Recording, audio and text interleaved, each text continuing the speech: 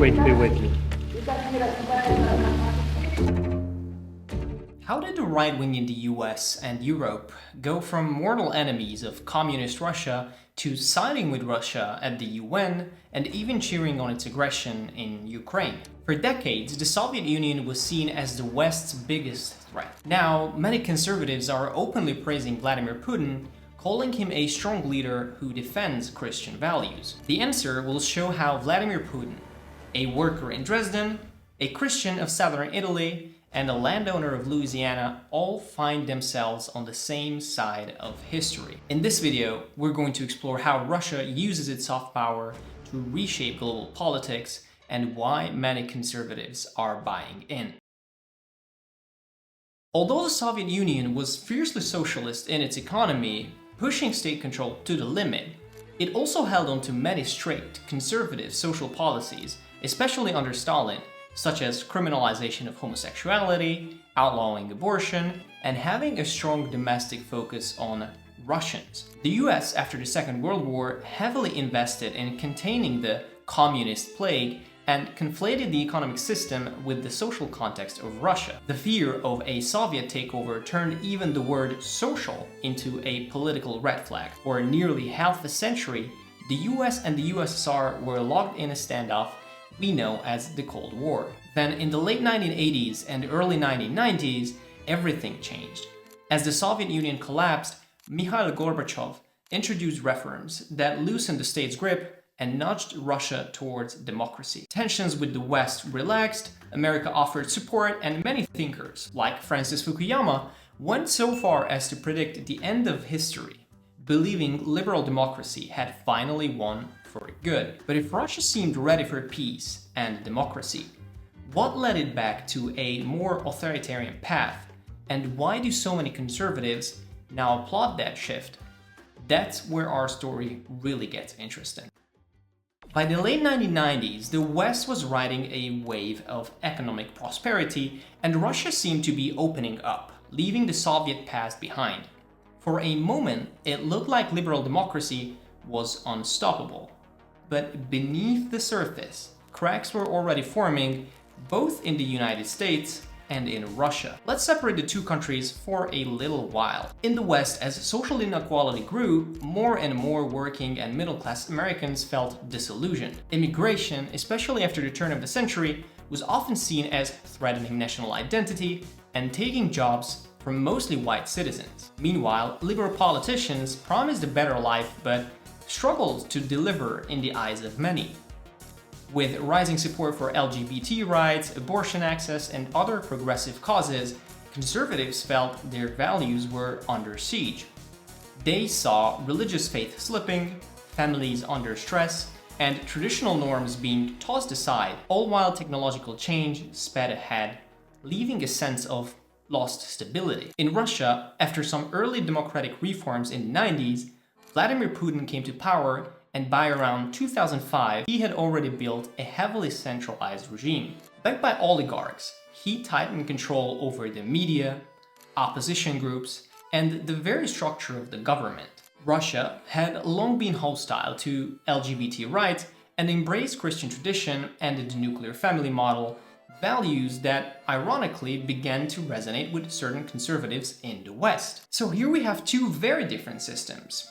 One struggling to live up to its liberal promises, and another returning to a form of autocracy. How did these tensions end up putting Russia and Western conservatives on the same ideological path? Let's find out.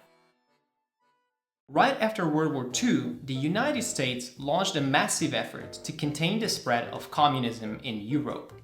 Through the Marshall Plan, the US spent over $13 billion at that time, the equivalent of well over $100 billion today, rebuilding Europe to help create stable, capitalist economies and prevent any appeal of Soviet-style governance. In addition to the funding, a flood of Hollywood films, radio broadcasts, and newsreels portraying the American dream as the path to prosperity, democracy, and freedom. An especially striking example of the US's power to shape public opinion can be seen in France. According to a 2018 IFOP Le Figaro poll, 56% of the French said the Americans were most responsible for defeating Nazi Germany in World War II.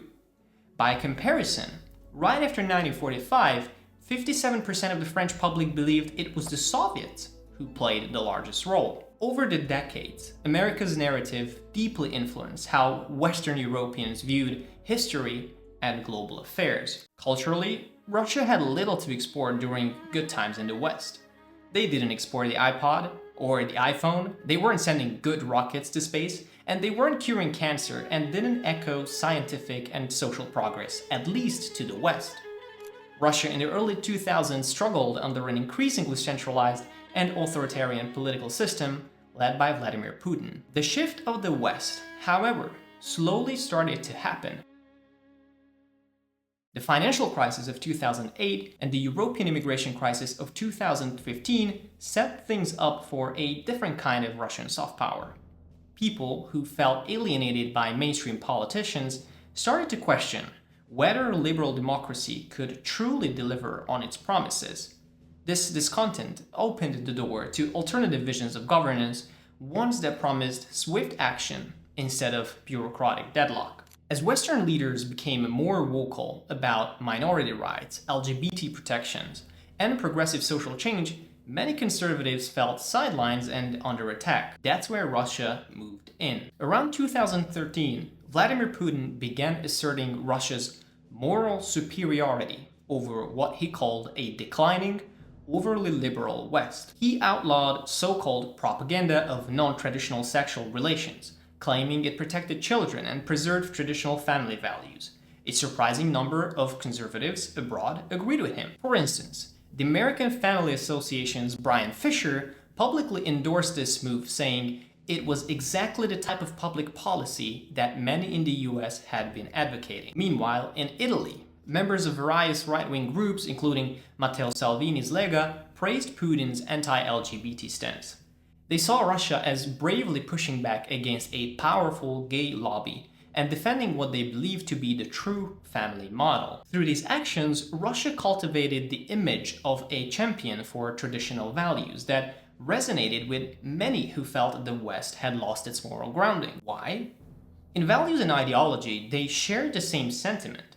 But not only that, but they felt that in an authoritarian regime with a leader like Putin, these changes didn't need a Congress. It wasn't a long legal battle. It wasn't something to debate. It was something to be done. And Putin could and did do it. One pillar of the Russian soft power was working. Next came the 2015 immigration crisis. In Berlin, people marched through the streets chanting, "Ship Merkel off to Siberia and bring Putin to Berlin." A wild slogan that showed how Russia's influence was growing and how frustrated many Europeans had become with their own leaders. The soft power was getting stronger. Liberal politicians obviously were furious. They didn't want to tackle the uncomfortable realities of immigration head-on, but they also despised the idea of Putin becoming a conservative icon. For everyday people, massive bureaucracies like the EU and the US Congress made progress feel slow and ineffective. That's where the second pillar of Russia's strategy stepped in: illiberal governance. Trump, Orban, Salvini, and more became the poster boys for getting things done, even if it meant tearing down liberal institutions in the process. Russia was the ideal to live up to. A country where the leader does what he wants to do, all the while claiming to represent the true voice of the people, in an attempt to protect them. This is the third pillar of Russia's soft power: strong leadership. The myth of the savior. Putin for long positioned himself as a strong leader who's doing what's right, even when the means of doing it are wrong. Invading countries, taking down the opposition, murdering political opponents seem to be forgiven as people are blindsided by his persona. Nigel Farage in the UK named Putin the world leader he admired most, because if you poke the Russian bear with a stick, he will respond. Trump joined in, and the European right wing all welcomed his way of getting things done. Make no mistake, these values didn't just spread to the West on their own. While there was a natural resonance among certain conservative groups, Russia also invested heavily in shaping narratives to its advantage. Estimates from organizations like the EU's East Stratcom Task Force and investigations by Bellingcat suggest that Russia spends in the hundreds of millions, possibly over $1 billion, on disinformation and influence operations each year. Their goal isn't always to promote a unified pro-Russia message, but rather to sow confusion, spark anger, and pit people against one another. In contrast to America's brand of propaganda, which at least in stable democracies leans on selling consumerism and the dream of personal freedom, Russia focuses on division and strong emotional triggers. By amplifying hot-button issues, immigration, LGBT rights, or national sovereignty, Russia fosters an environment where people are more likely to question their own governments and latch onto decisive, liberal alternatives. To be balanced, on a side note, the United States is no innocent lamb either when it comes to malicious propaganda. I'll talk about this in the next video. So far, we've seen moral conservatism, illiberal governance, and a strong leadership as the biggest values shipped by Russia. But here is the biggest contradiction. If Putin is such a perfect leader, moral, decisive, and unapologetic, why isn't Russia thriving? The truth is, the country still faces significant challenges: stagnant wages, corruption, and deep social issues that outlast any clever propaganda. So how does Russia's leadership reconcile this gap between the strongman image and a population that's struggling? The answer lies in shifting the blame to someone else. By turning the West, and especially certain Western institutions, into the ultimate scapegoat, Russia's government can rally its people around the idea of national sovereignty under threat. It's a narrative that resonates not only within Russia, but also with many conservatives worldwide who feel that their own nations' identities are under siege. This leads us into the final piece of Russia's soft power, using nationalism and foreign policy to unify the true people against an outside enemy, in this case, the West. Russia successfully portrayed itself as a victim of US expansionism and moral double standards, some rightly to be fair, all the while itself is willing to commit the same or worse atrocities in the name of self-determination. The invasion of Chechnya, Georgia, the secession of Transnistria, the annexation of Crimea, and its intervention in Africa using paramilitary groups to gain economic positions. Regardless, the ideological divide seems to end at the West and the East in three major ways. In the US is the liberals and globalists like George Soros, against whom Donald Trump is fighting for the American people.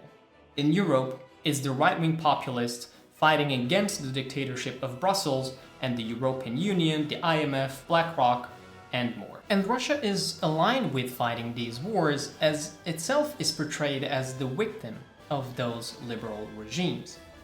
Sanctions, soft power of the West, gay propaganda, and NATO expansions are all said to be emanating from the same source Donald Trump and the European right wing seems to fight against. As we see, we arrived at the final stage of the division and unity. The failure of the left to bring the promises of prosperity to everyone, the financial and immigration crises, and the growing distrust in the abilities of the government to get things done led to the realignment of interests. The leader of Russia, a German worker in Dresden, and a landowner in Louisiana all face the same perceived enemy: the liberal elite of the West. We are truly in a war of ideologies, where countries are not divided geographically anymore as much as ideologically, along lines previously unthought of.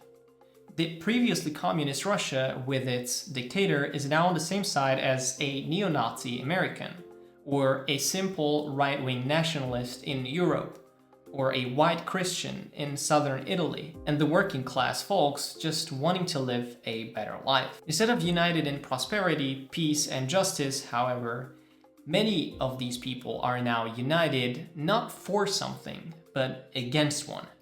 A unity propagated by a dictatorial state with a leader at its helm who, make no mistake, is brutal and is not promising peace, but promising to do something. What that something will look like, I don't know exactly. But for many, something is still better than the nothing they think they got.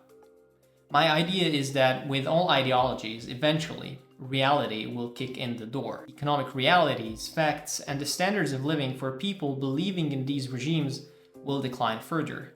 At such point, it will reach a turning point. And how that turning point may look like? Subscribe to my channel, check out my other videos, and tune in to the next episodes here.